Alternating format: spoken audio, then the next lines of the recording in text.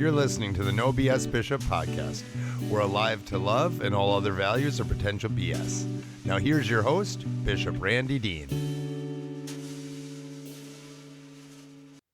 Greetings and welcome to you. As you just heard my wife say, I'm Bishop Randy Dean. Alive to love is my cause, my vision, my purpose, and the reason for this broadcast, this podcast. So you've arrived at this venue for those teachings, those ponderings, meditations on my part, and I'm glad you came along here. The word that I use here is I'm a no BS bishop, and I always seek to clarify that just for my own basic humor and for your understanding. BS for me is bait and switch, but it can also be other iterations of it. Bait and switch is what we do when we try to entice people in with some other method or means other than love. If we bait people in and then we switch to our real ulterior motives, that isn't love. That's manipulation. And there's a lot of manipulation going on, especially in religious circles. And I want to be done with that. I have said many times in many places on behalf of pastors, priests, religious leaders, imams, you name it, rabbis, I want to say I'm sorry on our behalf as a collective calling, profession. We have done some things badly. And one of the things we've done badly is to BS people rather than love people. So to whatever end I can offer an apology to set the record straight and keep us moving in a straightforward path, that's why I'm here. So to get some of that task accomplished here, I do a couple of things to guide us along in what I'm sharing in this teaching. First of all, we'll start with the Lord's Prayer, and I'm going to invite you to join me in that. If you don't know the Lord's Prayer, that's perfectly fine. Listen in. It'll soak in. You may know parts of it, but if you don't know any of it, just let it soak in for a while. It'll become part of your internal vocabulary in all good time. I pray with my eyes open, and it's another thing I invite you to do. Just join me. Let your eyes be open and your head lifted up to a good God. And when you do that, expect that God really does hear the heart of his children. So if you do know the Lord's Prayer, you can join me. Then shortly after that, I will lead you in love's creed, my own personal creed for love, which keeps me on a straight and narrow, a prioritized path forward in this life. And you'll hear that shortly as we move along here. So, right to the Lord's Prayer, the most prayed prayer in history. Let's join together in the wisdom of Jesus when he taught us to pray. Our Father, who art in heaven, hallowed be thy name. Thy kingdom come, thy will be done, on earth as it is in heaven.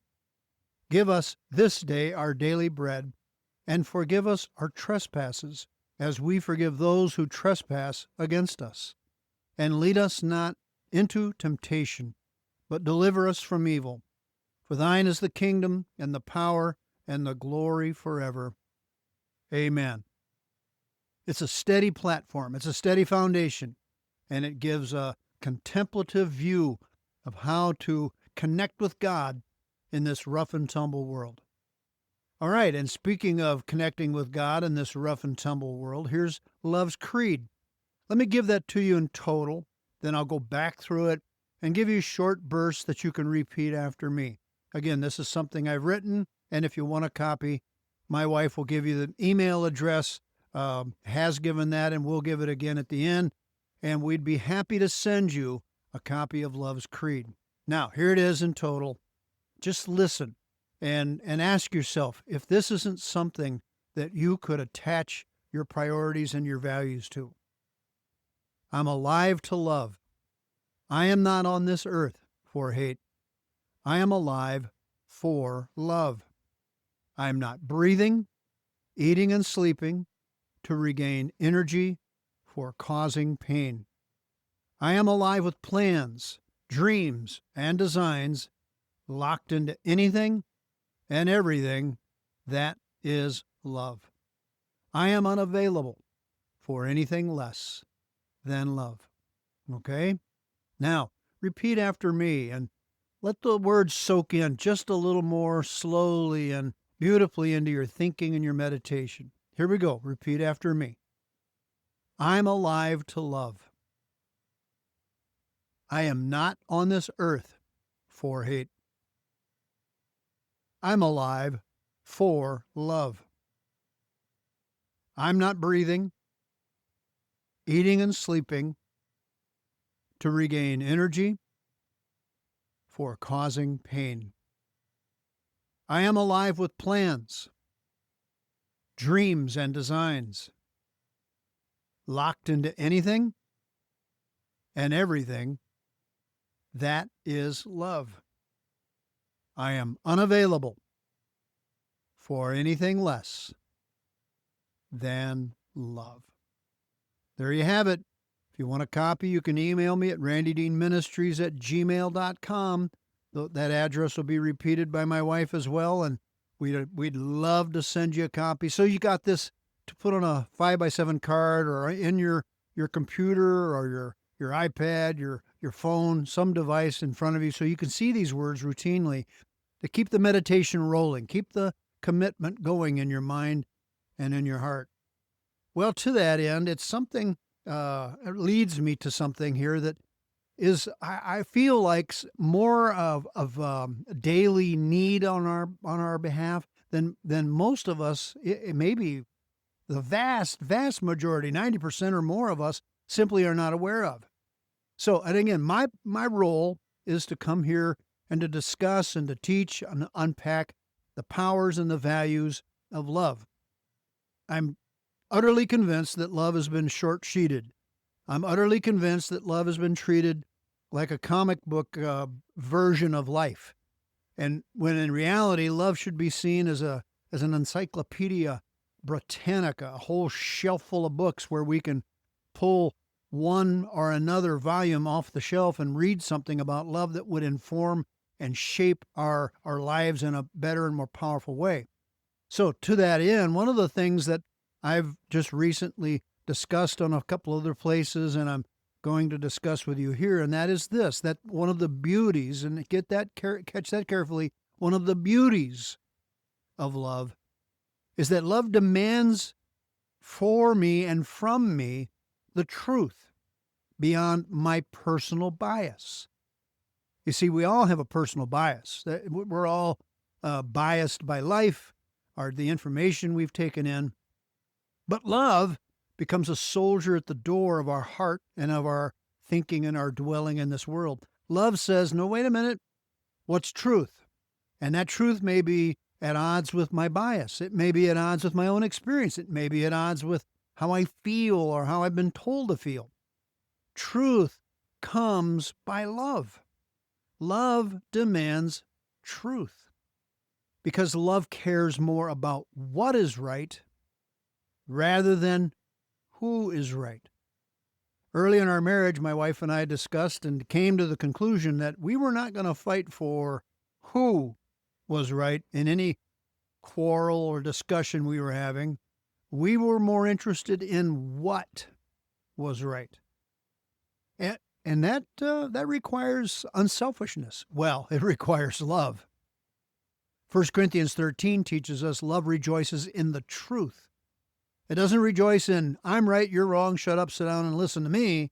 That's BS. That's bait and switch. Love rejoices in the truth so that love cares about what is right. And even if what is right casts a light on my belief systems and shows me that I'm wrong, then love gives me the comfort of knowing that in this life and in this world, in this one and only life we have to live a quality life, love was my guide so that I was unselfish enough to lay down the defense systems, the armory of my protectiveness about who is right. Man, I want to be right all the time. Of course, we all do it, right? But if I love demands something better of me, more qualitative of me. Love says if we're going to have a life worth living, then this life must be built on truth even if I don't know what that truth is. One of the beauties of love is its demand for truth beyond all my personal bias, because love cares more about what is right rather than who is right. Now, here I'm going to turn a corner just a little bit here and add this little tidbit of information for you, because love, I believe, is a freedom for us from our wounded egos.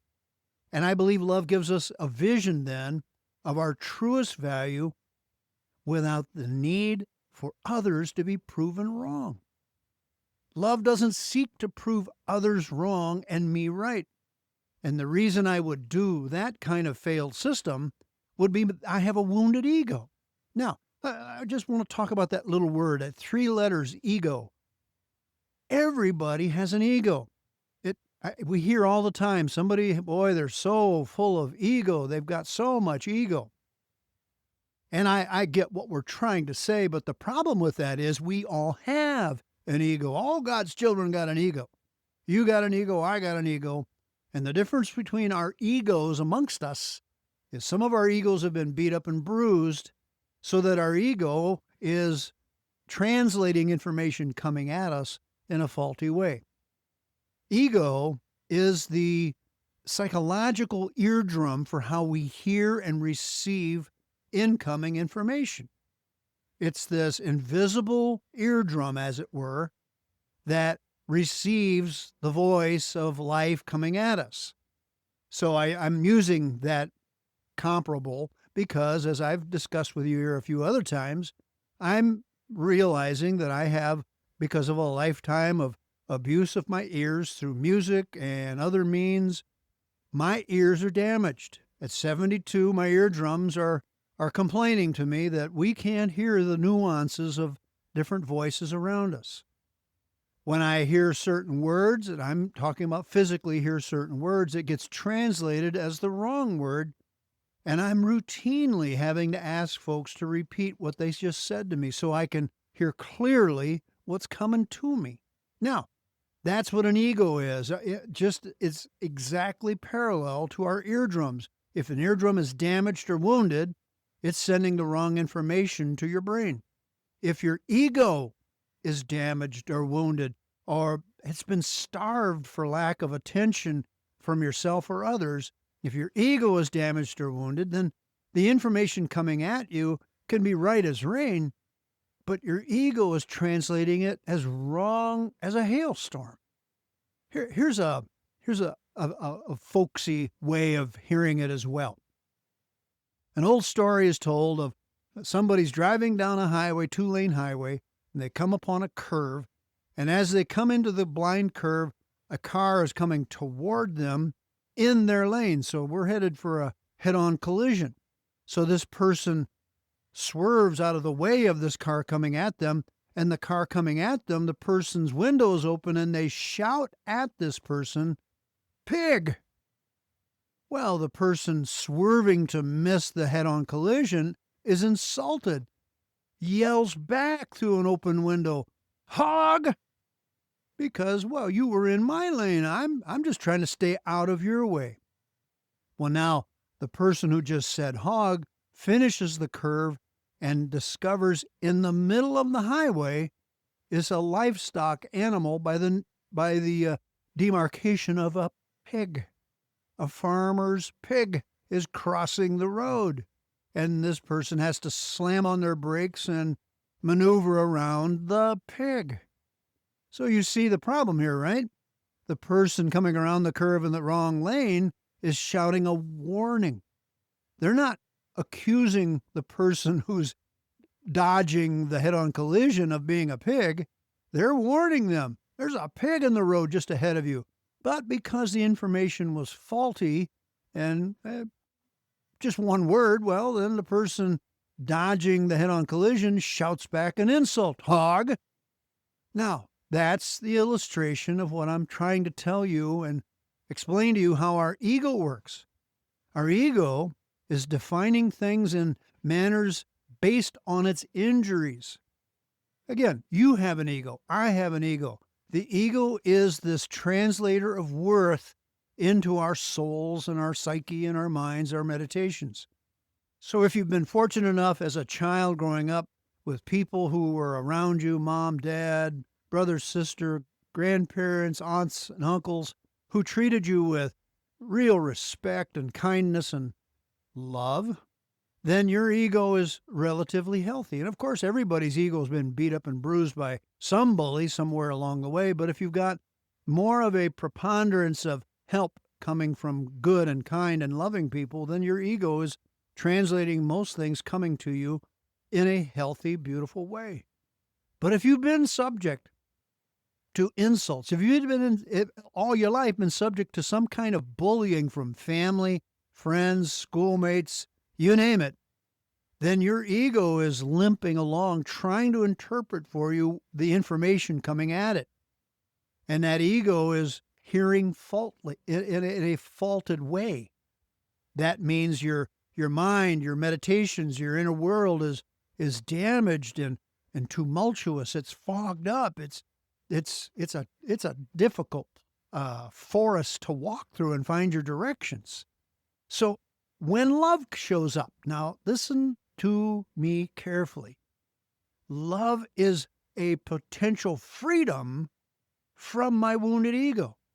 And it's a vision of my best value without any need for proving others wrong. See, a wounded ego is going to just run around trying to prove everybody else wrong because the ego is interpreting anything and everything in a poor way. And so your ego is self-defensive. It's fighting everybody. Shut up, sit down, let me talk. You can't talk anymore because we're afraid they're going to say something that harms us. And rightfully so. So what does our ego need? Our ego needs love. Our ego needs to be loved right where it's at, loved out of its damage, loved out of its woundedness towards something that is more of a clear hearing system, defining system. And certainly we're all going to hear something contrary to what we have a personal bias toward. All of us do, whether it's on social media or the news or what we read or in some company, some gathering, some fellowship, you name it. We're all going to hear something that is contrary to our own personal bias. But if love is in there, if love is holding my ego, if you could imagine your ego as a small child and love is your Father God, holding you steady and tight, saying, hang in there, child. I know you're hearing information that's troublesome. I know you're hearing words that give you some nervous, anxious, reflexive views, but just hang in there. I'm going to hold you. I'm going to protect you. And I'll whisper strength in your ear, and I'll guide you around whatever's coming your way. If we could imagine that our ego is again an eardrum that needs some repair, or it needs a hearing aid. It needs some method, some means of being able to translate what's coming at it in a more accurate fashion. I'm proposing to you that love is your ego aid.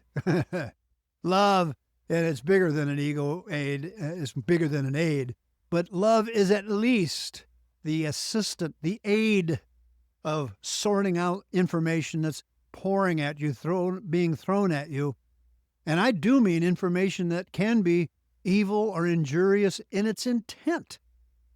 I've been on the receiving end of that. I lived with a lot of harsh teasing as a kid. I lived on the receiving end of a dysfunctional family. I know what it is to have an ego that's been fortressed against information coming at it that is so damaging. So I've had to find counsel. I've had to find friendships. I've had to find camaraderie. And I've had to find a way, more than anything else, to let love make its home on the inside of me. And I'm inviting you to the same kind of process. Get friends. Get company around you.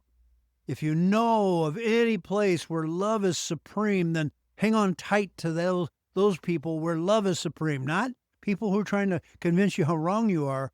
People who are convinced that love is the superior value of human connection. Barbara Brown Taylor says that loving the neighbor as yourself is a prison break. I'm misusing her words, putting it in my own way, but it's a prison break from ourself, from our selfishness. And see, a wounded ego will lead you to selfishness. But a healed ego, where love for neighbor, gives me the courage to be exposed to potential harm, because love is my guard. Love is hanging on to my ego. Love, who is God, is carrying my ego in tender kindness, making sure my ego is capable of functioning in some proper way through life. While life is rough and tumble enough just in the best of circumstances, if we find ourselves, like the psalmist said, though I walk through the valley of the shadow of death, I will fear no evil, and I'll add this, to my ego, because love is my rod and my staff. The good shepherd is kindly feeding me. The good shepherd is kindly protecting me. And the good shepherd can ease my wounds through kind words and gentle and a gentle repose by still waters. I could take that in so many ways just from Psalm 23, but I think you get the gist, don't you? Yes, you have an ego. Yes, I have an ego. Our egos are in need of the TLC of love. Our egos are in need of the freedom from its woundedness, so that I have a vision of my own truest value. And because when I have that vision of my own true value, I'm not on a crusade to prove others wrong. If I'm wounded on the internal neighborhood of my thinking in life, well, then I'm going to be on a daily crusade to prove you wrong, because I cannot have anybody be right except me. Well, that's where my ego is expressing its woundedness. And that's where we will say, wow, they have a giant ego. I would turn that around and say, no, they have a very deeply wounded ego. If anything, their ego is small and they're insecure, and they cannot manage being corrected. They cannot manage being wrong on any level, because their ego is so small, so frail, and so wounded. And then we interpret that as a big ego, because all they're doing is just lashing out against anything that might cause them further damage.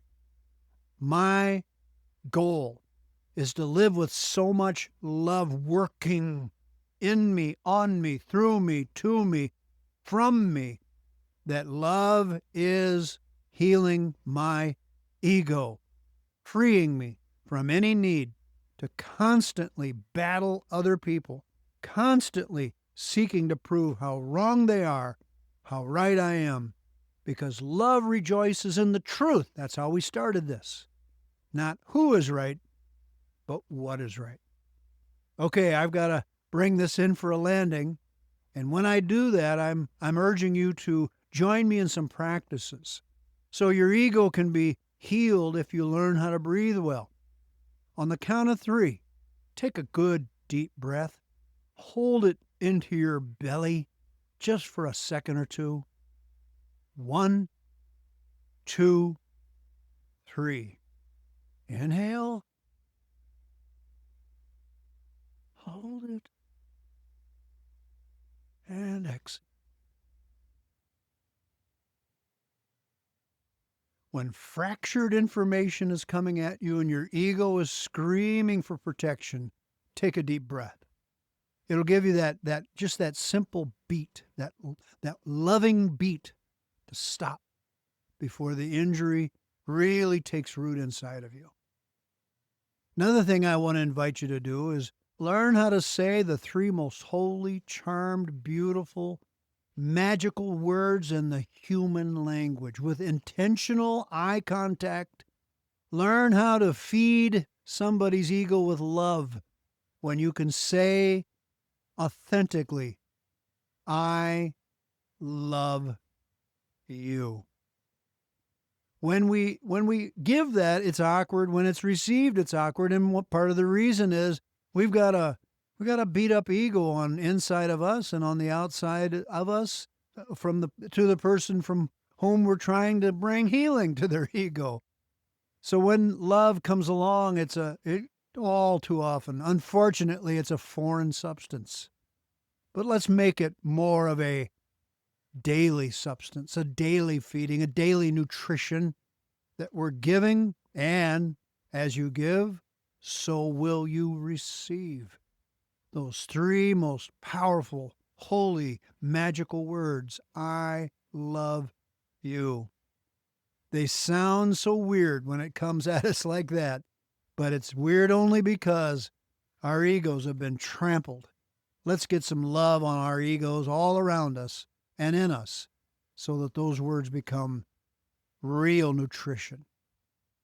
All right, I just want you to know I believe that the biggest mistake we all make is thinking we have more time. Be present. Be kind. Love more.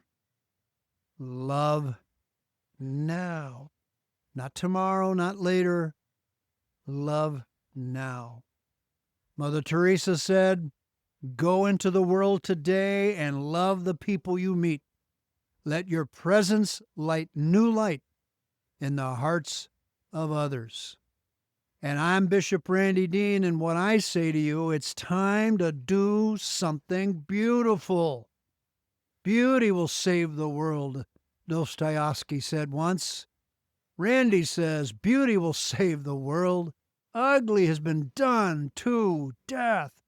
Let's be people of beauty, and let that beauty be the significance and the weighty strength of authentic love. Let's all of us be done with BS. Let's all of us take BS to the curb and put it in the trash dump. Let it be thrown away, and let us be filled with love so that this world can see that beauty is really happening little at a time. And you say, but I'm just one person. How do I do anything of that nature? And I'm going to tell you, it's going to take each one of us, every one of us, loving, being kind, being patient, searching out the means by which we can give ourselves the nutrition of love to our egos, so that then we're able to feed others with that same nutritional value. All right, again, thank you for joining us today. Get out there and let that light of love shine bright through you. Be strong, be kind, be beautiful, be a lover, and be it right now. And know this, that every time I'm coming to you here, I'm asking you to help support this broadcast and this podcast now, not only by your listening and by recommending it to your friends, but if you can at all help us financially, it would be our honor to be helped by you and your support. My wife is going to give contact information in just a moment. Now get out there and just live this love life so that eagles all about you, including your own, are getting healthy and whole. I love you. God bless and happy trails, y'all. Thanks for listening to the No BS Bishop podcast. If you like the show, leave a comment on it. Or, even better, share it with your friends. And we'll see you on the next one.